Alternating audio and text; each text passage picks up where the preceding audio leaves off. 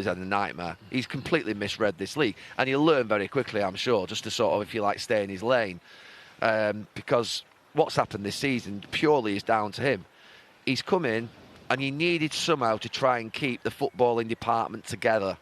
You know, he's the non-footballing department, by the way. You've got to remind himself of that. He's the non-footballing department. You're the owner. You're not, you know, you're not a Premier League player. You're not a coach.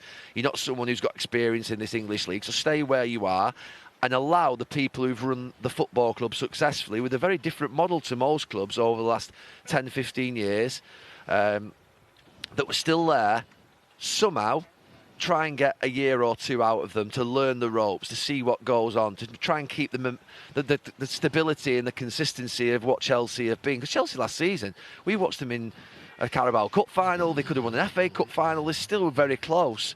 So Thomas Tuchel was doing a good job. Keep your manager in place for the season if you can, because he's a very good manager, he's proven. You start off with a strategy of older players, sort of players that you think have got more experience. Then all of a sudden they flip it into a model of giving, you know, 38-year contracts to 22-year-olds and things like that. This is Boehly created.